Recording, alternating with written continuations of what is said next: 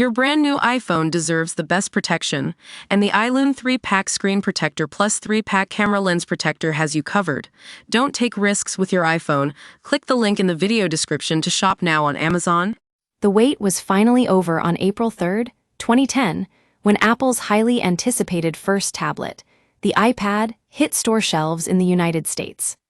As I dug into my trusty iPad Focus archives, I discovered that this moment marked a significant turning point for Apple's product lineup.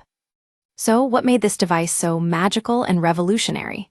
For starters, Steve Jobs had been hyping up the iPad since its unveiling on January 27th of the same year.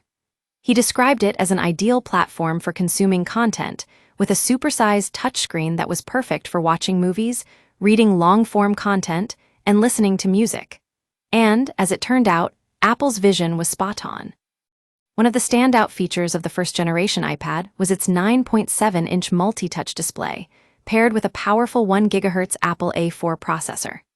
Storage options ranged from 16 GB to 64 GB of flash memory, plenty for storing your favorite books, movies, and music. And, as an added bonus, you could also handle email, browse the web, and even make video calls, all on that same large canvas. Now I know what you might be thinking, but was it really worth the hype? Well, let me tell you, Apple's initial skepticism from some critics seemed to pale in comparison when they actually got their hands on the device. Take Dan Leon at Newsweek, for example. He wasn't convinced at first, calling the iPad neither breakthrough nor magical. But after getting his hands on a review unit, Walt Mossberg at All Things D was singing a different tune, saying it was a pleasure to use and made him less interested in using his laptop. As it turned out, consumers were exactly what Apple needed: enthusiastic buyers who knew exactly what they wanted. The iPad's launch day sales of 300,000 units were nothing short of astonishing, and within just under a month, that number had skyrocketed to over 1 million.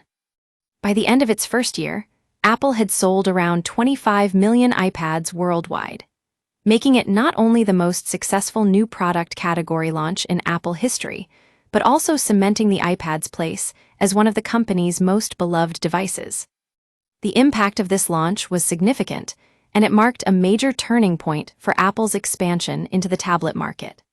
As we look back on this pivotal moment in tech history, it's clear that the first-generation iPad set the stage for what would become an incredibly successful product line, one that would change the way we interact with technology forever.